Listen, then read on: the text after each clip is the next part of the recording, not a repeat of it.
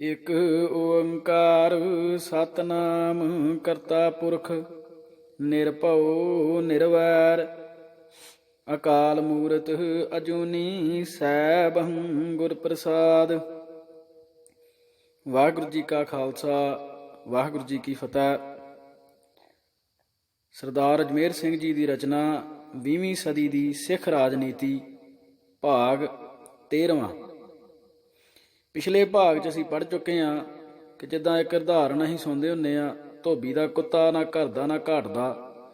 ਕੁਝ ਇੱਦਾਂ ਦੀ ਹਾਲਤ ਸਿੱਖ ਕੌਮ ਦੀ ਹੋਈ ਅੰਗਰੇਜ਼ ਰਾਜ ਦੇ ਅਖੀਰਲਿਆਂ ਦਿਨਾਂ 'ਚ। ਤੇ ਬੜਾ ਖੂਬ ਪੱਖ ਸਰਦਾਰ ਸਾਹਿਬ ਨੇ ਪੇਸ਼ ਕੀਤਾ ਕਿ ਕਿਸ ਤਰ੍ਹਾਂ ਦੇ ਨਾਲ ਇਸ ਸਮੱਸਿਆ ਦਾ ਹੱਲ ਕੀਤਾ ਜਾਣਾ ਚਾਹੀਦਾ ਸੀ ਪਿਛਲੇ ਭਾਗ ਦੇ ਅਖੀਰ ਤੱਕ। ਤੇ ਹੁਣ ਅੱਗੇ ਪੜ੍ਹਦੇ ਹਾਂ ਜੀ। ਇਤਿਹਾਸ ਕਈ ਵਾਰ ਕੌਮਾਂ ਨੂੰ ਅਜਿਹੀਆਂ ਕਸੂਤੀਆਂ ਹਾਲਤਾਂ ਵਿੱਚ ਧੱਕਾ ਦੇ ਦਿੰਦਾ ਹੈ ਕਿ ਉਹਨਾਂ ਸਾਹਮਣੇ ਸੁਖਾਲੇ ਰਾਹਾਂ ਦੀ ਚੋਣ ਕਰਨ ਦੀਆਂ ਗੁੰਜਾਇਸ਼ਾਂ ਖਤਮ ਹੋ ਜਾਂਦੀਆਂ ਹਨ। ਉਹਨਾਂ ਨੂੰ ਕਠੋਰ ਰਾਹਾਂ ਚੋਂ ਹੀ ਕਿਸੇ ਇੱਕ ਦੀ ਚੋਣ ਕਰਨੀ ਪੈਂਦੀ ਹੈ। ਅਜਿਹੇ ਮਾਮਲਿਆਂ ਵਿੱਚ ਅਕਸਰ ਹੀ ਆਮ ਸਮਝਣ ਤੇ ਰਵਾਇਤ ਨਾਲੋਂ ਹਟਵੇਂ ਫੈਸਲੇ ਲੈਣੇ ਪੈਂਦੇ ਹਨ। ਇਹ ਹਾਲਤ ਦੀ ਲੋੜ ਤੇ ਮਜਬੂਰੀ ਹੁੰਦੀ ਹੈ।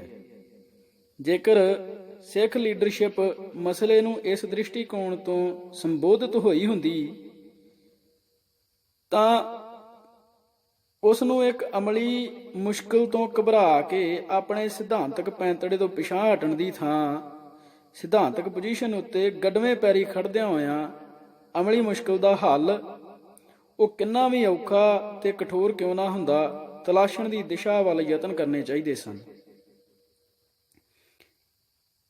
ਸਾਡੀ ਜਾਚੇ ਉਸ ਵੇਲੇ ਵਧੇਰੇ ਠੀਕ ਤੇ ਉਚਿਤ ਪੋਜੀਸ਼ਨ ਇਹ ਬਣਦੀ ਸੀ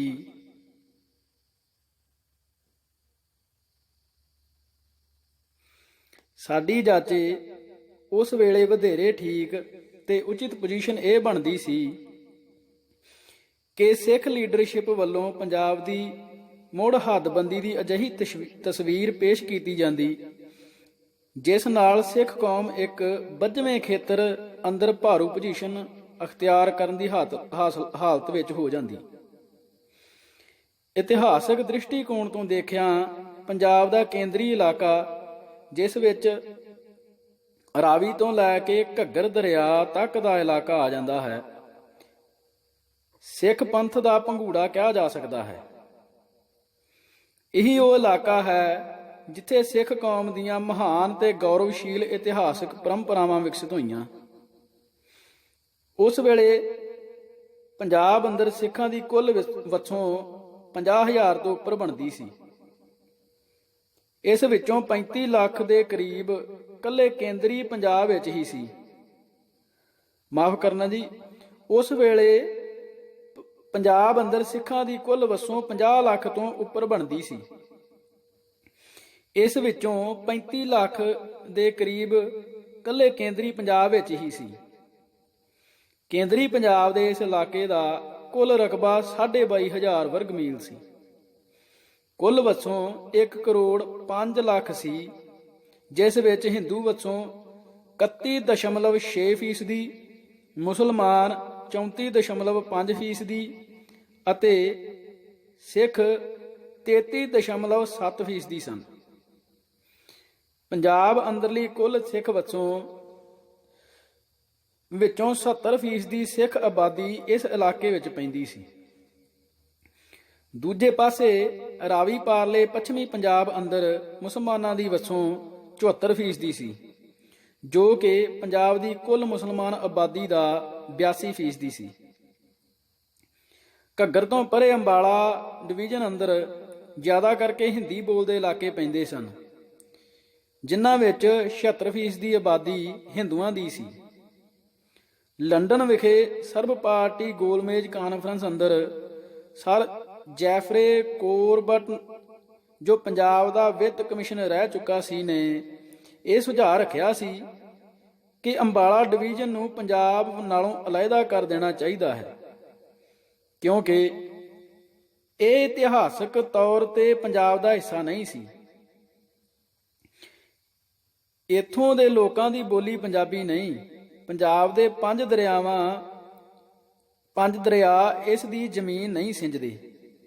ਇਸ ਦਾ ਕੁਦਰਤੀ ਵਾਹ ਵਾਸਤਾ ਤੇ ਲਗਾ ਮੇਰਠ ਤੇ ਆਗਰਾ ਡਿਵੀਜ਼ਨਾਂ ਨਾਲ ਹੈ। ਇਸ ਤਜਵੀਜ਼ ਤੇ ਅਮਲ ਹੋਣ ਨਾਲ ਪੰਜਾਬ ਵਿੱਚ ਮੁਸਲਮਾਨ ਭਾਰੂ ਗਿਣਤੀ ਵਿੱਚ 63% ਹੋ ਜਾਣੇ ਸਨ। ਇਸ ਕਰਕੇ ਸਿੱਖ ਆਗੂਆਂ ਨੂੰ ਇਹ ਸੁਝਾਅ ਕਤਈ ਤੌਰ ਤੇ ਮਨਜ਼ੂਰ ਨਹੀਂ ਸੀ। ਉਹਨਾਂ ਇਸ ਦੇ ਪ੍ਰਤੀਕਰਮ ਵਿੱਚ ਮੋੜਵੀਂ ਤਜਵੀਜ਼ ਰੱਖੀ ਕਿ ਰਾਵਲਪਿੰਡੀ ਤੇ ਮੁਸਲਮਾਨ ਡਿਵੀਜ਼ਨਾਂ ਮਿੰਟ ਗੁਮਰੀ ਤੇ ਲਾਇਲਪੁਰ ਨੂੰ ਛੱਡ ਕੇ ਪੰਜਾਬ ਨਾਲੋਂ ਤੋੜ ਕੇ ਸਰਹੱਦੀ ਸੂਬੇ ਨਾਲ ਜੋੜ ਦਿੱਤੀਆਂ ਜਾਣ। ਇਸ ਨਾਲ ਮੁਸਲਮਾਨ ਘੱਟ ਗਿਣਤੀ ਵਿੱਚ ਆ ਜਾਣਗੇ। ਇਸ ਕਰਕੇ ਮੁਸਲਮਾਨਾਂ ਵੱਲੋਂ ਇਸ ਦਾ ਤਿੱਖਾ ਵਿਰੋਧ ਕੀਤਾ ਗਿਆ। ਸੋ ਦੇਖਿਆ ਜਾਵੇ ਤਾਂ ਪੰਜਾਬ ਦੇ ਹਿੰਦੂ, ਸਿੱਖ ਤੇ ਮੁਸਲਮਾਨ ਭਾਈਚਾਰਿਆਂ ਚੋਂ ਕਿਸੇ ਦੀ ਵੀ ਮੰਗ ਨਿਆਂਈ ਨਹੀਂ ਸੀ। ਸਿੱਖ ਆਗੂਆਂ ਵੱਲੋਂ ਪੰਜਾਬ ਅੰਦਰ ਮੁਸਲਮਾਨਾਂ ਨੂੰ ਘੱਟ ਗਿਣਤੀ ਵਿੱਚ ਧੱਕਣ ਲਈ ਸੁਝਾਈਆਂ ਜਾ ਰਹੀਆਂ ਸਾਰੀਆਂ ਤਜਵੀਜ਼ਾਂ ਮੁਸਲਮਾਨਾਂ ਨਾਲ ਬੇਇਨਸਾਫੀ ਕਰਦੀਆਂ ਸਨ। ਦੂਜੇ ਪਾਸੇ ਮੁਸਲਿਮ ਆਗੂਆਂ ਵੱਲੋਂ ਸਮੁੱਚੇ ਪੰਜਾਬ ਨੂੰ ਪਾਕਿਸਤਾਨ ਵਿੱਚ ਸ਼ਾਮਲ ਕਰਨ ਦੀ ਜਿੱਦ ਸਿੱਖਾਂ ਨਾਲ ਘੋਰ ਅਨਿਆਂ ਸੀ, ਕਿਉਂਕਿ ਇਸ ਨਾਲ ਸਿੱਖਾਂ ਉੱਤੇ ਮੁਸਲਿਮ ਬਹੁਗਿਣਤੀ ਦਾ ਰਾਜਸੀ ਗਲਬਾ ਸਥਾਪਿਤ ਹੁੰਦਾ ਸੀ। ਹਿੰਦੂ ਆਗੂਆਂ ਵੱਲੋਂ ਪੰਜਾਬ ਦੇ ਜਿਸ ਹਿੱਸੇ ਨੂੰ ਹਿੰਦੁਸਤਾਨ ਨਾਲ ਜੋੜਿਆ ਜਾ ਰਿਹਾ ਸੀ, ਉਸ ਨਾਲ ਸਿੱਖਾਂ ਨੂੰ ਹਿੰਦੂਆਂ ਦੀ ਗੁਲਾਮੀ ਦਾ ਮੁਤਾਜ ਬਣਨਾ ਪੈਣਾ ਸੀ। ਜੋ ਅਜਿਹੀ ਹਾਲਤ ਵਿੱਚ ਵਧੇਰੇ ਉਚਿਤ ਪੋਜੀਸ਼ਨ ਇਹੀ ਬਣਦੀ ਸੀ ਕਿ ਪੰਜਾਬ ਦੀ ਮੁੜ ਹੱਦਬੰਦੀ ਕਰਕੇ ਇਸ ਦੇ ਕੇਂਦਰੀ ਭਾਗ ਅੰਦਰ ਸਿੱਖਾਂ ਨੂੰ ਆਪਣੀ ਹੋਣੀ ਆਪ ਘੜਨ ਦਾ ਅਧਿਕਾਰ ਤੇ ਮੌਕਾ ਮੁਹੱਈਆ ਕੀਤਾ ਜਾਂਦਾ। ਪੰਜਾਬ ਦੇ 3 ਪੂਰਬੀ, ਕੇਂਦਰੀ ਤੇ ਪੱਛਮੀ ਯੂਨਿਟ ਕਾਇਮ ਕਰਨ ਨਾਲ ਤਿੰਨੇ ਹੀ ਭਾਈਚਾਰਿਆਂ ਦੀਆਂ ਸਮੱਸਿਆਵਾਂ ਦਾ ਨਿਆਂਪੂਰਨ ਹੱਲ ਨਿਕਲ ਸਕਦਾ ਸੀ। ਮੁਸਲਮਾਨ ਪੱਛਮੀ ਪੰਜਾਬ ਅੰਦਰ ਆਪਣੀ ਆਜ਼ਾਦੀ ਮਾਣ ਸਕਦੇ ਸਨ। ਘੱਗਰ ਪਾਰਲੀ ਗੈਰ ਪੰਜਾਬੀ ਹਿੰਦੂ ਜਨਤਾ ਗੰਗਾ ਜਮਨਾ ਕਲਚਰ ਦਾ ਅੰਗ ਬਣ ਕੇ ਆਪਣੀ ਆਜ਼ਾਦੀ ਦਾ ਸੁੱਖ ਮਾਣ ਸਕਦੀ ਸੀ। ਕੇਂਦਰੀ ਪੰਜਾਬ 'ਚ ਭਾਵੇਂ ਉਸ ਮੌਕੇ ਸਿੱਖਾਂ ਦੀ ਵਸੋਂ 33.7% ਦੇ ਕਰੀਬ ਬਣਦੀ ਸੀ, ਪਰ ਜੇਕਰ ਪੰਜਾਬ ਦੇ ਪੱਛਮੀ ਹਿੱਸੇ ਦੀ ਸਿੱਖ ਆਬਾਦੀ ਦਾ ਕੇਂਦਰੀ ਪੰਜਾਬ ਦੀ ਮੁਸਲਿਮ ਵਸੋਂ ਨਾਲ ਤਬਾਦਲਾ ਹੋ ਜਾਂਦਾ ਤਾਂ ਕੇਂਦਰੀ ਪੰਜਾਬ ਅੰਦਰ ਸਿੱਖਾਂ ਦੀ ਵਸੋਂ 60% ਤੱਕ ਪਹੁੰਚ ਜਾਣੀ ਸੀ। ਇਉਂ ਉਹ ਅਮਲੀ ਮੁਸ਼ਕਲ ਦੂਰ ਹੋ ਜਾਣੀ ਸੀ ਜੋ ਕਿ ਸਿੱਖ ਕੌਮ ਦੀ ਆਜ਼ਾਦੀ ਦੇ ਰਾਹ ਦੀ ਮੁੱਖ ਰੁਕਾਵਟ ਮੰਨੀ ਜਾ ਰਹੀ ਸੀ। ਇਸ ਦੇ ਨਾਲ ਹੀ ਸਿੱਖ ਆਗੂ ਆਪਣੀ ਤਰਕ ਵਿਹੂਣੀ ਤੇ ਦਿਵਾਲੀਆ ਕਿਸਮ ਦੀ ਰਾਜਨੀਤੀ ਦੇ ਸੰਤਾਪ ਤੋਂ ਮੁਕਤ ਹੋ ਸਕਦੇ ਸਨ।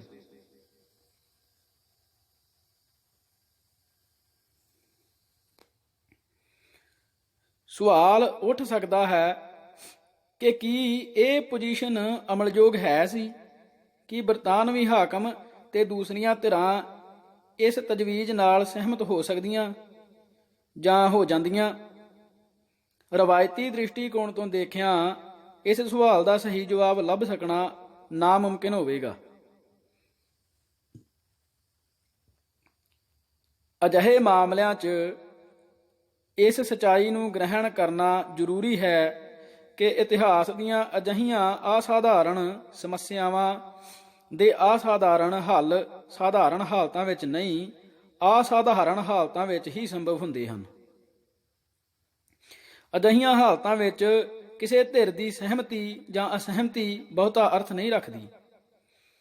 ਇਹ ਹਾਲਤਾਂ ਦਾ ਦਬਾਅ ਤੇ ਮਜਬੂਰੀ ਹੁੰਦੀ ਹੈ ਜੋ ਅਸਹਿਮਤ ਧਿਰਾਂ ਦੇ ਗਲ ਗੂਠਾ ਦੇ ਕੇ ਉਹਨਾਂ ਨੂੰ ਸਹਿਮਤੀ ਦੇ ਕੌੜੇ ਘੁੱਟ ਭਰਨ ਲਈ ਮਜਬੂਰ ਕਰਦੀ ਹੈ। ਰਾਜਸੀ ਵਿਗਿਆਨ ਅੰਦਰ ਇਤਿਹਾਸ ਦੀਆਂ ਅਜਿਹੀਆਂ ਘੜੀਆਂ ਨੂੰ ਇਤਿਹਾਸਕ ਮੌਕਾ ਮੇਲ ਕਿਹਾ ਜਾਂਦਾ ਹੈ। ਸੰਨ 47 ਮੌਕੇ ਭਾਰਤੀ ਸਮਾਜ ਦੀਆਂ ਅੰਦਰੂਨੀ ਵਿਰੋਧਤਾਈਆਂ ਦੇ ਵਿਸਫੋਟਕ ਨਾਲ ਜੋ ਹਾਲਤ ਪੈਦਾ ਹੋ ਗਈ, ਉਹ ਕਿਸੇ ਵੀ ਤਰ੍ਹਾਂ ਸਧਾਰਨ ਨਹੀਂ ਸੀ। ਦੇਸ਼ ਦਾ ਬਟਵਾਰਾ ਅਟੱਲ ਬਣ ਗਿਆ ਸੀ। ਬਰਤਾਨਵੀ ਹਾਕਮਾਂ ਦੀ ਸਾਜ਼ਿਸ਼ ਕਰਕੇ ਨਹੀਂ, ਜਿਵੇਂ ਕਿ ਆਮ ਧਾਰਨਾ ਬਣੀ ਹੋਈ ਹੈ, ਸਗੋਂ ਭਾਰਤ ਦੀਆਂ ਆਪਣੀਆਂ ਹੀ ਸਮਾਜੀ ਵਿਰੋਧਤਾਈਆਂ ਦੇ ਅੰਦਰੂਨੀ ਗਤੀ ਅਮਲ ਦੀ ਵਜ੍ਹਾ ਕਰਕੇ। ਦੋ ਸ਼ਰੀਕ ਭਾਈਚਾਰਿਆਂ ਹਿੰਦੂ ਤੇ ਮੁਸਲਮਾਨ ਅਤੇ ਦੋ ਸ਼ਰੀਕ ਤਾਕਤਾਂ ਕਾਂਗਰਸ ਤੇ ਮੁਸਲਿਮ ਲੀਗ ਦੇ ਆਪਸੀ ਟਕਰਾਓ ਨੇ ਸਿੱਖ ਕੌਮ ਦੇ ਇੱਕ ਨਿਰਣਾਇਕ ਸ਼ਕਤੀ ਵਜੋਂ ਉੱਭਰਨ ਦੇ ਇਤਿਹਾਸਕ ਮੌਕੇ ਸਿਰਜ ਦਿੱਤੇ ਸਨ। ਮੁਸਲਿਮ ਆਗੂ ਆਪਣੇ ਸ਼ਰੀਕ ਹਿੰਦੂ ਵਰਗ ਨੂੰ ਰਾਜਸੀ ਤੌਰ ਤੇ ਵੱਡੀ ਸੱਟ ਮਾਰਨ ਦੀ ਨੀਤ ਨਾਲ ਸਿੱਖ ਪੰਥ ਨੂੰ ਪਤਿਆਉਣ ਅਤੇ ਭਰਮਾਉਣ ਦੇ ਸਿਰ ਤੋੜ ਯਤਨ ਕਰ ਰਹੇ ਸਨ।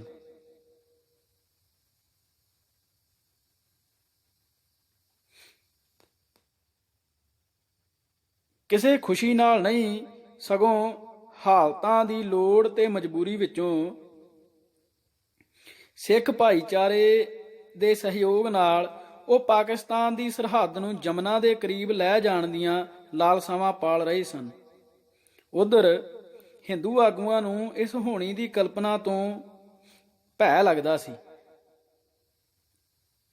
ਇਸ ਨਾਲ ਨਾ ਸਿਰਫ ਪਾਕਿਸਤਾਨ ਦੀ ਹੱਦ ਐਨ ਦਿੱਲੀ ਦੀਆਂ ਬਰੂਹਾਂ ਤੱਕ ਆ ਪਹੁੰਚਣੀ ਸੀ, ਸਗੋਂ ਪੂਰਾ ਜੰਮੂ ਤੇ ਕਸ਼ਮੀਰ ਉਹਨਾਂ ਦੇ ਹੱਥੋਂ ਤਿਲਕ ਕੇ ਮੁਸਲਮਾਨ ਆਗੂਆਂ ਦੀ ਝੋਲੀ ਚਲਾ ਜਾਣਾ ਸੀ। ਹਿੰਦੂ ਆਗੂ ਇਸ ਨੂੰ ਟਾਲਣ ਲਈ ਸਿੱਖ ਕੌਮ ਨੂੰ ਵੱਡੀ ਤੋਂ ਵੱਡੀ ਰਿਆਇਤ ਦੇਣ ਲਈ ਵੀ ਤਿਆਰ ਹੋ ਸਕਦੇ ਸਨ। ਖੁਸ਼ੀ ਨਾਲ ਨਹੀਂ, ਸਗੋਂ ਹਾਲਤਾਂ ਦੀ ਲੋੜ ਤੇ ਮਜਬੂਰੀ ਵਿੱਚੋਂ। ਜਿੱਥੋਂ ਤੱਕ ਬਰਤਾਨਵੀ ਹਾਕਮਾਂ ਦਾ ਸੰਬੰਧ ਹੈ, ਜੇਕਰ ਉਹਨਾਂ ਵੱਲੋਂ ਸਿੱਖ ਕੌਮ ਪ੍ਰਤੀ ਧਾਰਨਾ ਕੀਤੇ ਗਏ ਸਮੁੱਚੇ ਰਵੱਈਏ ਦਾ ਡੂੰਘਾ ਤੇ ਸਰਬਪੱਖੀ ਅਧਿਐਨ ਕੀਤਾ ਜਾਵੇ, ਤਾਂ ਇਹ ਤੱਥ ਖਾਸ ਤੌਰ ਤੇ ਉੱਭਰ ਕੇ ਸਾਹਮਣੇ ਆਉਂਦਾ ਹੈ ਕਿ ਜਿੱਥੇ ਉਹ ਆਪਣੀਆਂ ਯੁੱਧ ਨੀਤਿਕ ਲੋੜਾਂ ਤੇ ਰਾਜਸੀ ਗਿਣਤੀਆਂ ਮਿਣਤੀਆਂ ਚੋਂ ਸਿੱਖਾਂ ਦੇ ਮੁਕਾਬਲੇ ਮੁਸਲਿਮ ਭਾਈਚਾਰੇ ਨੂੰ ਵੱਧ ਤਰਜੀਹ ਦਿੰਦੇ ਸਨ, ਉੱਥੇ ਅਜਿਹੀਆਂ ਗੱਲਾਂ ਘੱਟ ਹੀ ਮਿਲਦੀਆਂ ਹਨ ਜਿਸ ਚੋਂ ਉਹਨਾਂ ਦੀ ਸਿੱਖ ਵਿਰੋਧੀ ਸੋਚ ਜਾਂ ਤੁਸਬਾਂ ਦੀ ਝਲਕ ਮਿਲਦੀ ਹੋਵੇ। ਆਮ ਤੌਰ ਤੇ ਉਹ ਸਿੱਖਾਂ ਦੇ ਮਸਲੇ ਨੂੰ ਹਮਦਰਦੀ ਤੇ ਨੁਕਤਾ ਨਜ਼ਰ ਤੋਂ ਦੇਖਦੇ ਸਨ। ਸਿੱਖ ਆਗੂਆਂ ਦੀਆਂ ਪੋਜੀਸ਼ਨਾਂ ਤੇ ਮੰਗਾਂ ਸਨ ਹੀ ਇੰਨੀਆਂ ਤਰਕ ਵਿਹੂਣੀਆਂ ਕਿ ਅੰਗਰੇਜ਼ ਹਾਕਮਾਂ ਨੂੰ ਇਹਨਾਂ ਨਾਲ ਸਹਿਮਤ ਹੋਣਾ ਅਤਿਅੰਤ ਮੁਸ਼ਕਲ ਹੋ ਰਿਹਾ ਸੀ। ਬਰਤਾਨਵੀ ਹਾਕਮਾਂ ਅੰਦਰਲੇ ਕੁਝ ਪ੍ਰਭਾਵਸ਼ਾਲੀ ਵਰਗ, ਖਾਸ ਕਰਕੇ ਫੌਜੀ ਪਿਛੋਕੜ ਵਾਲੇ ਲੋਕ, ਸਿੱਖਾਂ ਦੇ ਦਿਲੀ ਹਮਾਇਤੀ ਅਤੇ ਹਤੈਸ਼ੀ ਸਨ, ਜਿਵੇਂ ਕਿ ਪੈਡਰਲ ਮੂਨ ਤੇ ਮੇਜਰ ਸ਼ਾਰਟ ਆਦਿ। ਉਹ ਸਿੱਖ ਕੌਮ ਦੀ ਬਿਹਤਰੀ ਲਈ ਕਿਸੇ ਚੰਗੇ ਹੱਲ ਵਾਸਤੇ ਸਿਰਤੋੜ ਕੋਸ਼ਿਸ਼ਾਂ ਵਿੱਚ ਜੁਟੇ ਹੋਏ ਸਨ। ਜੇਕਰ ਇਸ ਦਾ ਕੋਈ ਚੰਗਾ ਨਤੀਜਾ ਨਹੀਂ ਨਿਕਲ ਸਕਿਆ ਤਾਂ ਇਸ ਦੀ ਮੁੱਖ ਵਜ੍ਹਾ ਬਰਤਾਨਵੀ ਹਾਕਮ ਨਹੀਂ, ਸਗੋਂ ਸਿੱਖ ਆਗੂ ਸਨ। ਸਿੱਖਾਂ ਨੂੰ ਹਿੰਦੂ ਆਗੂਆਂ ਨੇ ਅਜਿਹੀ ਢਾਕ ਤੇ ਚੜਾ ਰੱਖਿਆ ਹੋਇਆ ਸੀ ਕਿ ਉਹ ਹਿੰਦੂ ਆਗੂਆਂ ਦੀ ਮਰਜ਼ੀ ਤੋਂ ਵੱਖਰਾ ਫੈਸਲਾ ਲੈਣ ਲਈ ਤਿਆਰ ਹੀ ਨਹੀਂ ਸਨ। ਜੇਕਰ ਸਿੱਖ ਲੀਡਰਸ਼ਿਪ ਨੇ ਕਾਫੀ ਪਹਿਲਾਂ ਤੋਂ ਹੀ ਸਾਈਮਨ ਕਮਿਸ਼ਨ ਦੀ ਸਥਾਪਨਾ ਤੇ ਨਹਿਰੂ ਰਿਪੋਰਟ ਵੇਲੇ ਤੋਂ ਹੀ ਪੰਜਾਬ ਦੀ ਮੁੜ ਹੱਦਬੰਦੀ ਅਤੇ ਸਿੱਖ ਤੇ ਮੁਸਲਿਮ ਵਸੋਂ ਦੇ ਅਮਨ ਪੂਰਵਕ ਤੇ ਵਿਉਂਤਬੱਧ ਤਬਾਦਲੇ ਦੀ ਪੋਜੀਸ਼ਨ ਰੱਖੀ ਹੁੰਦੀ ਅਤੇ ਇਸ ਪੋਜੀਸ਼ਨ ਦੀ ਦ੍ਰਿੜਤਾ ਤੇ ਧੜੱਲੇ ਨਾਲ ਪੈਰਵਾਈ ਕੀਤੀ ਹੁੰਦੀ, ਤਾਂ ਬਰਤਾਨਵੀ ਹਾਕਮਾਂ ਲਈ ਇਸ ਤਜਵੀਜ਼ ਨੂੰ ਪੈਂਦੀ ਸੱਟੇ ਹੀ ਰੱਦ ਕਰ ਦੇਣਾ ਅਤੀ ਮੁਸ਼ਕਿਲ ਹੋਣਾ ਸੀ। ਕਿਉਂਕਿ ਸਿੱਖ ਲੀਡਰਸ਼ਿਪ ਦੀਆਂ ਹੋਰਨਾਂ ਪੋਜੀਸ਼ਨਾਂ ਦੇ ਸਿਧਾਂਤਕ ਖੋਖਲੇਪਣ ਦੇ ਉਲਟ ਇਹ ਪੋਜੀਸ਼ਨ ਕਿਤੇ ਤਰਕਸੰਗਤ ਤੇ ਵਜਨਦਾਰ ਹੋਣੀ ਸੀ। ਜੇਕਰ ਸਿੱਖ ਆਗੂਆਂ ਨੇ ਮਸਲੇ ਪ੍ਰਤੀ ਅਜਿਹੀ ਗਹਿਰ ਗੰਭੀਰ ਪਹੁੰਚ ਧਾਰਨ ਕੀਤੀ ਹੁੰਦੀ ਤਾਂ ਜਿਸ ਪ੍ਰਾਪਤੀ ਲਈ ਸਿੱਖ ਕੌਮ ਨੂੰ 1947 ਤੋਂ ਬਾਅਦ ਕਈ ਦਹਾਕਿਆਂ ਤੱਕ ਖੱਜਲ ਖੁਆਰ ਹੋਣਾ ਪਿਆ,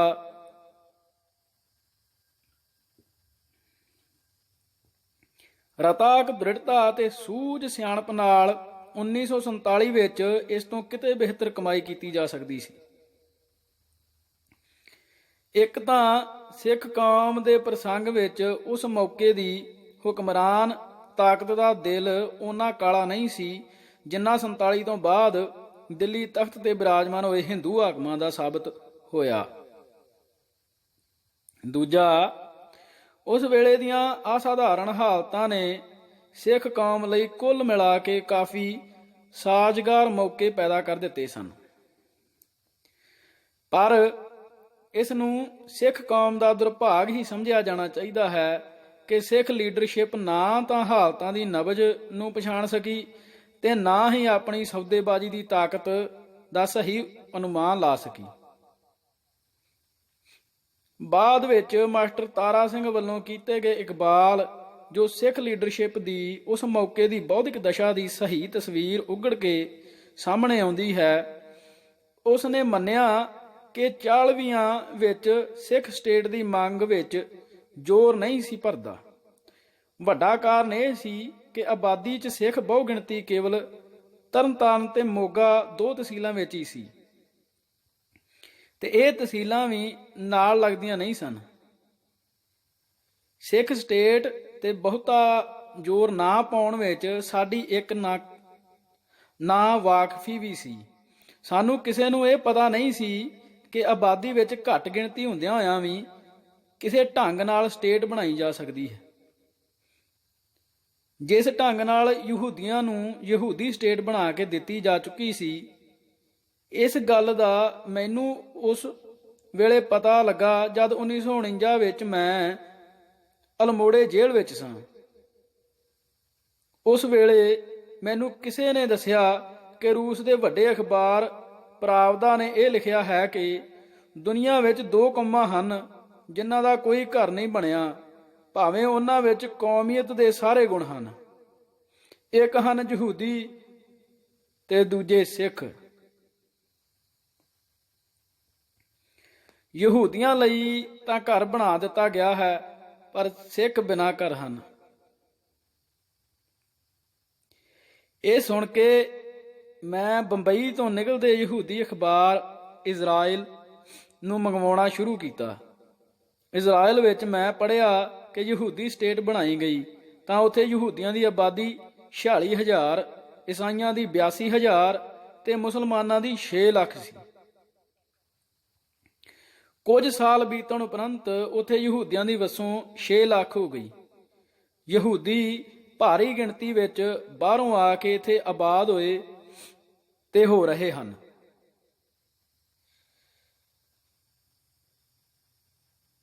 ਭਾਗ ਦੂਜਾ, ਇਹ ਜੀ ਕਿਤਾਬ ਦਾ ਦੂਜਾ ਭਾਗ ਹੈ। ਸਿਰਲੇਖ ਹੈ ਹਿੰਦੂ ਗਲਬਾ ਤੇ ਸਿੱਖ 1947 ਤੋਂ 1978।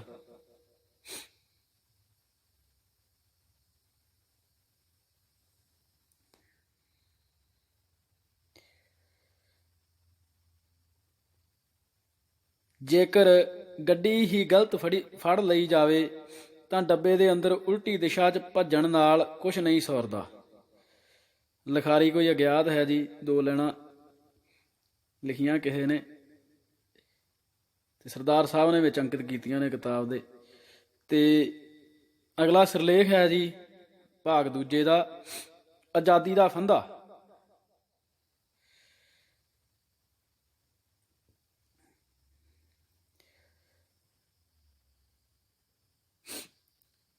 ਅਗਸਤ 1947 ਨੂੰ ਜਦ ਭਾਰਤ ਦੀ ਆਜ਼ਾਦੀ ਦਾ ਐਲਾਨ ਹੋ ਗਿਆ ਅਤੇ ਇਸ ਨੂੰ ਹਿੰਦੂ ਬਹੁਵਸੋਂ ਤੇ ਮੁਸਲਿਮ ਬਹੁਵਸੋਂ ਵਾਲੇ 2 ਅਲੱਗ-ਅਲੱਗ ਆਜ਼ਾਦ ਰਾਜਾਂ ਵਿੱਚ ਤਕਸੀਮ ਕਰ ਦਿੱਤਾ ਗਿਆ, ਤਾਂ ਸਿੱਖ ਆਗੂਆਂ ਨੇ ਆਪਣੇ ਕੁਦਰਤੀ ਝੁਕਾਅ ਮੁਤਾਬਕ ਸਿੱਖ ਕੌਮ ਦੀ ਹੋਣੀ ਦਾ ਹਿੰਦੂ ਬਹੁਵਸੋਂ ਨਾਲ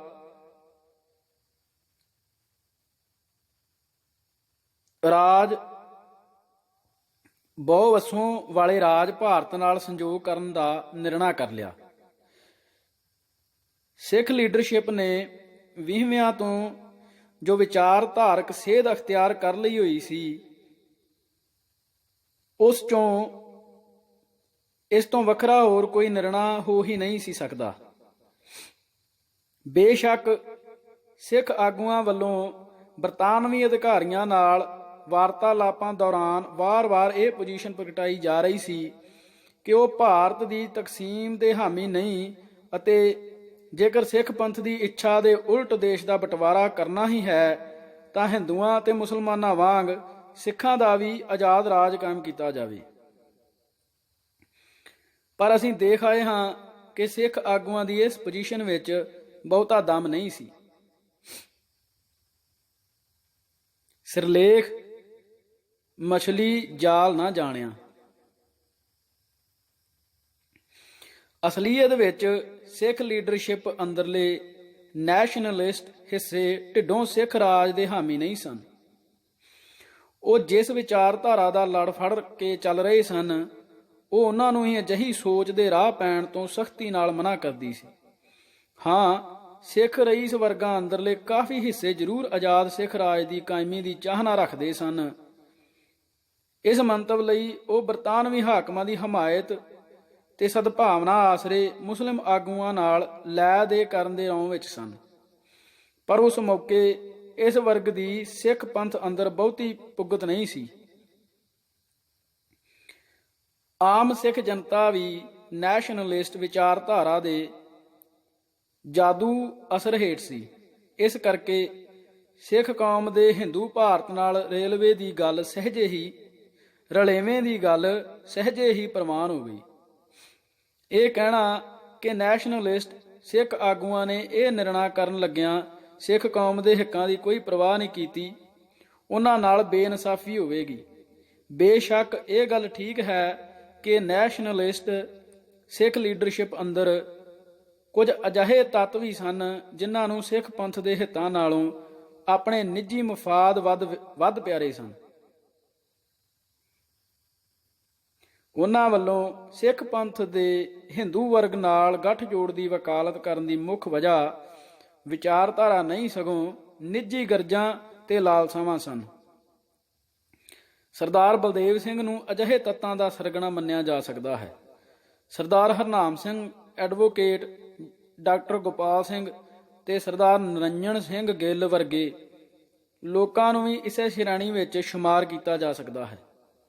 ਪਰੰਤੂ ਨੈਸ਼ਨਲਿਸਟ ਸਿੱਖ ਲੀਡਰਸ਼ਿਪ ਬਾਰੇ ਥੋਕ ਰੂਪ 'ਚ ਇਹ ਗੱਲ ਕਹਿਣੀ ਠੀਕ ਨਹੀਂ ਹੋਵੇਗੀ। ਉਸ ਵੇਲੇ ਦੇ ਜ਼ਿਆਦਾਤਰ ਸਿੱਖ ਆਗੂਆਂ ਵੱਲੋਂ ਲਏ ਗਏ ਗਲਤ ਫੈਸਲਿਆਂ ਦੀ ਮੁੱਖ ਵਜ੍ਹਾ ਉਹਨਾਂ ਦੀ ਨਿੱਜ ਪ੍ਰਸਤੀ ਨਹੀਂ ਸਗੋਂ ਉਹਨਾਂ ਦੀ ਸਿਧਾਂਤਕ ਨਾ ਸਮਝੀ ਸੀ। ਕੌਮੀ ਸਵਾਲ ਬਾਰੇ ਸਿਧਾਂਤਕ ਪੱਖ ਤੋਂ ਕੱਚੇ ਹੋਣ ਕਾਰਨ ਉਹ ਸਿੱਖ ਕੌਮ ਦੇ ਮਸਲੇ ਨੂੰ ਕੌਮੀ ਆਜ਼ਾਦੀ ਦੇ ਪੈਂਤੜੇ ਤੋਂ ਮੁਖਾਤਬ ਹੋਣ ਦੇ ਸਮਰੱਥ ਨਹੀਂ ਸਨ। ਉਹਨਾਂ ਦੀ ਸੋਚ ਦੀ ਉਡਾਣ ਬੜੀ ਸੀਮਿਤ ਸੀ। ਉਹ ਹਿੰਦੂ ਆਗੂਆਂ ਦੇ ਮਨੋਰਥ ਤੇ ਉਹਨਾਂ ਦੀਆਂ ਚਾਲਾਂ ਨੂੰ ਸਮਝ ਸਕਣ ਦੀ ਬੌਧਿਕ ਕਾਬਲੀਅਤ ਤੋਂ ਊਣੇ ਸਨ। ਆਪਣੇ ਇਸ ਅਨਾੜੀਪੁਣ ਕਰਕੇ ਉਹਨਾਂ ਨੂੰ ਆਜ਼ਾਦ ਭਾਰਤ ਵਿੱਚ ਸਿੱਖ ਕੌਮ ਨਾਲ ਕਿਸੇ ਵਧੀਕੀ ਜਾਂ ਬੇਇਨਸਾਫੀ ਦੀ ਤਵੱਕੋ ਨਹੀਂ ਸੀ। ਜੇਕਰ ਕਾਂਗਰਸੀ ਆਗੂਆਂ ਵੱਲੋਂ ਅੱਡ-ਅੱਡ ਮੌਕਿਆਂ ਤੇ ਸਿੱਖ ਕੌਮ ਨਾਲ ਕੀਤੇ ਕੌਲ ਇਕਰਾਰਾਂ ਉੱਤੇ ਇੱਕ ਤੈਰਵੀਂ ਜਿਹੀ ਨਜ਼ਰ ਮਾਰੀ ਜਾਵੇ ਤਾਂ ਸਿੱਖ ਲੀਡਰਸ਼ਿਪ ਦੇ ਇਸ ਵਿਸ਼ਵਾਸ ਦਾ ਰਹੱਸ ਸਹਿਜੇ ਹੀ ਸਮਝ ਆ ਜਾਂਦਾ ਹੈ।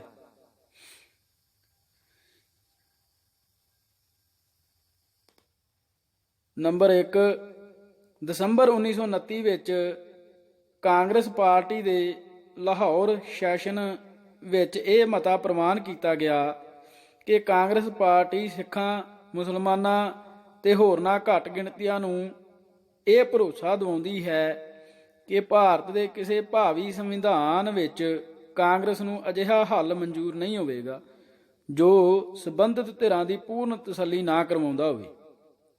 ਦੂਜਾ, 16 ਮਾਰਚ 1931 ਨੂੰ ਮਹਾਤਮਾ ਗਾਂਧੀ ਗੁਰਦੁਆਰਾ ਸੀਸਗੰਜ ਦਿੱਲੀ ਦੇ ਇੱਕ ਵਿਸ਼ੇਸ਼ ਦੀਵਾਨ ਵਿੱਚ ਗਿਆ ਜਿੱਥੇ ਉਸ ਨੂੰ ਸਿੱਖ ਸੰਗਤ ਵੱਲੋਂ ਉਚੇਚਾ ਮਾਣ ਪੱਤਰ ਦਿੱਤਾ ਗਿਆ।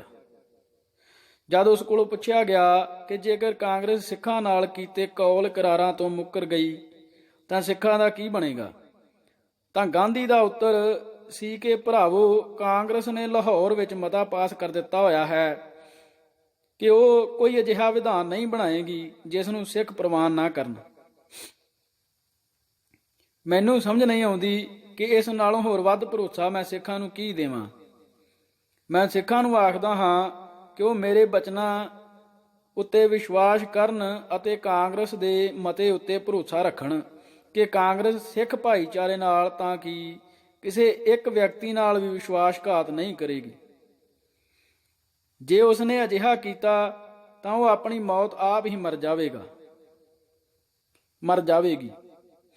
ਸਿੱਖੋ ਭਾਈਓ ਤੇ ਭੈਣੋ, ਮੇਰੀ ਬੇਨਤੀ ਹੈ ਕਿ ਤੁਸੀਂ ਸਾਰੇ ਸ਼ੱਕ ਦੇ ਸੰਕੇ ਤਿਆਗ ਦਿਓ।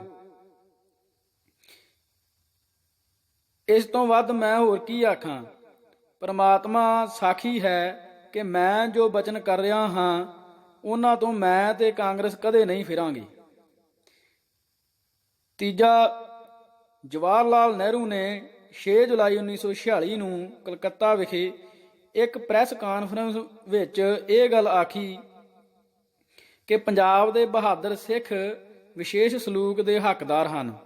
ਮੈਨੂੰ ਇਸ 'ਚ ਕੋਈ ਗਲਤ ਗੱਲ ਨਹੀਂ ਲੱਗਦੀ ਕਿ ਹਿੰਦੁਸਤਾਨ ਦੇ ਉੱਤਰ ਵਿੱਚ ਇੱਕ ਅਜਿਹਾ ਇਲਾਕਾ ਕਾਇਮ ਕੀਤਾ ਜਾਵੇ ਜਿੱਥੇ ਕਿ ਸਿੱਖ ਵੀ ਆਜ਼ਾਦੀ ਦਾ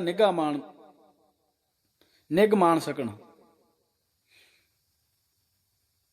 ਚੌਥਾ, 10 ਅਗਸਤ 1946 ਨੂੰ ਕਾਂਗਰਸ ਵਰਕਿੰਗ ਕਮੇਟੀ ਨੇ ਇੱਕ ਬਾਕਾਇਦਾ ਮਤਾ ਪਾਸ ਕਰਕੇ ਸਿੱਖਾਂ ਨੂੰ ਇਹ ਭਰੋਸਾ ਦਿਵਾਇਆ ਕਿ ਕਾਂਗਰਸ ਉਹਨਾਂ ਦੀਆਂ ਵਾਜਬ ਸ਼ਿਕਾਇਤਾਂ ਨੂੰ ਦੂਰ ਕਰਨ ਅਤੇ ਪੰਜਾਬ ਅੰਦਰ ਉਹਨਾਂ ਦੇ ਹਿੱਤਾਂ ਦੀ ਸੁਰੱਖਿਆ ਲਈ ਢੁਕਵੇਂ ਉਪਾਅ ਕਰਨ ਵਿੱਚ ਹਰ ਸੰਭਵ ਸਹਾਇਤਾ ਕਰੇਗੀ।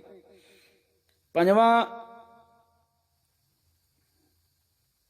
9 ਦਸੰਬਰ 1946 ਨੂੰ ਜਦ ਭਾਰਤ ਦੀ ਵਿਧਾਨ ਤਿਆਰ ਕਰਨ ਵਾਲੀ ਪ੍ਰੀਸ਼ਦ ਦੀ ਪਹਿਲੀ ਬੈਠਕ ਦਿੱਲੀ ਵਿੱਚ ਹੋਈ ਤਾਂ ਉਸ ਸਮੇਂ ਬਾਬੂ ਰਾਜਿੰਦਰ ਪ੍ਰਸਾਦ ਦੀ ਪ੍ਰਧਾਨਗੀ ਹੇਠ ਪੰਡਤ ਜਵਾਹਰ ਲਾਲ ਨਹਿਰੂ ਨੇ ਕੁੱਲ ਤੋਂ ਪਹਿਲਾਂ ਜੋ ਮਤਾ ਪੇਸ਼ ਕੀਤਾ ਉਸ ਵਿੱਚ ਇਹ ਕਿਹਾ ਕਿ ਘੱਟ ਗਿਣਤੀਆਂ ਦੇ ਰਾਜਸੀ ਅਧਿਕਾਰਾਂ ਦੀ ਸੁਰੱਖਿਆ ਲਈ ਪੂਰਨ ਪ੍ਰਬੰਧ ਕੀਤੇ ਜਾਣਗੇ। ਇਹ ਸਾਡਾ ਐਲਾਨ ਹੈ ਤੇ ਇਹ ਸਾਡਾ ਪ੍ਰਣ ਹੈ ਤੇ ਇਹ ਸਾਡਾ ਬਚਨ ਹੈ ਜੋ ਅਸੀਂ ਸਾਰੇ ਸੰਸਾਰ ਦੇ ਸਨਮੁਖ ਹਿੰਦੁਸਤਾਨ ਦੇ ਕਰੋੜਾਂ ਨਾਗਰਿਕਾਂ ਨੂੰ ਦਿੰਦੇ ਹਾਂ। ਇਸ ਲਈ ਇਹ ਇੱਕ ਪਵਿੱਤਰ ਸਹੁੰ ਹੈ ਜਿਸ ਦਾ ਪਾਲਣ ਕਰਨਾ ਸਾਡਾ ਪਰਮ ਧਰਮ ਹੈ। ਨੈਸ਼ਨਲਿਸਟ ਸਿੱਖ ਲੀਡਰਸ਼ਿਪ ਦੀ ਇਹ ਨੈਸ਼ਨਲਿਸਟ ਵਿਚਾਰਧਾਰਾ ਹੀ ਜੋ ਉਸ ਨੂੰ ਕਾਂਗਰਸੀ ਆਗੂਆਂ ਵੱਲੋਂ ਵਿਛਾਏ ਇਸ ਜਾਲ ਵੱਲ ਧਰੂ ਕੇ ਲੈ ਗਈ। ਵਿਚਾਰਧਾਰਕ ਉਲਾਰਪੁਣਾ ਮਨੁੱਖ ਦੀ ਘੋਖ ਪੜਤਾਲ ਦੀ ਸਮਰੱਥਾ ਨੂੰ ਬੇਹੱਦ ਨਿਤਾਣਾ ਬਣਾ ਕੇ ਰੱਖ ਦਿੰਦਾ ਹੈ। ਇਹੀ ਵਜ੍ਹਾ ਸੀ ਕਿ ਸਿੱਖ ਲੀਡਰਸ਼ਿਪ ਨੇ ਕਾਂਗਰਸੀ ਆਗੂਆਂ ਦੇ ਇਹਨਾਂ ਵਾਅਦਿਆਂ ਤੇ ਭਰੋਸਿਆਂ ਨੂੰ ਘੋਖਵੀਂ ਨਿਗਾਹ ਨਾਲ ਜਾਚਣ ਪਰਖਣ ਦੀ ਥਾਂ ਇਹਨਾਂ ਉੱਤੇ ਅੰਨਾ ਵਿਸ਼ਵਾਸ ਕਰ ਲਿਆ। ਵਰਨਾ ਇਹ ਗੱਲ ਬੁੱਝਣੀ ਬਹੁਤੀ ਔਖੀ ਨਹੀਂ ਸੀ ਕਿ ਇੱਕ ਤਾਂ ਇਹਨਾਂ ਵਾਅਦਿਆਂ ਅੰਦਰ ਠੋਸ ਗੱਲ ਕੋਈ ਸੀ ਨਹੀਂ, ਸਿਰਫ ਕਾਂਗਰਸੀ ਆਗੂਆਂ ਦੇ ਬਚਨਾਂ ਤੇ ਵਿਸ਼ਵਾਸ ਕਰਨ ਦੀ ਹੀ ਗੱਲ ਕੀਤੀ ਗਈ ਸੀ। ਦੂਜਾ,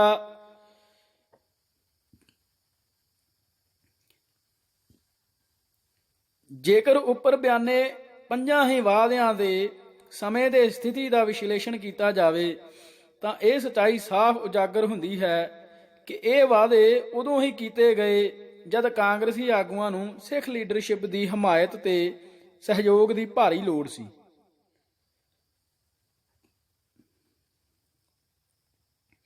ਸੋ ਸਿੱਖ ਲੀਡਰਸ਼ਿਪ ਜੇਕਰ ਥੋੜੀ ਜਿੰਨੀ ਵੀ ਪੜਚੋਲ ਤੇ ਵਿਸ਼ਲੇਸ਼ਣ ਦੀ ਬਿਰਤੀ ਰੱਖਦੀ ਹੁੰਦੀ ਤਾਂ ਉਸ ਨੂੰ ਕਾਂਗਰਸੀ ਆਗੂਆਂ ਦੇ ਇਹਨਾਂ ਵਾਅਦਿਆਂ ਅਤੇ ਉਹਨਾਂ ਦੇ ਹਕੀਕੀ ਇਰਾਦਿਆਂ ਵਿੱਚ ਵੱਡੇ ਪਾੜੇ ਦੀ ਹਕੀਕਤ ਪਛਾਣਨ ਵਿੱਚ ਬਹੁਤੀ ਮੁਸ਼ਕਲ ਨਹੀਂ ਸੀ ਆਉਣੀ। ਇਸ ਭਾਗ ਦੇ ਲਈ ਇੰਨਾ ਹੀ ਜੀ। ਵਾਹਿਗੁਰੂ ਜੀ ਕਾ ਖਾਲਸਾ, ਵਾਹਿਗੁਰੂ ਜੀ ਕੀ ਫਤਿਹ।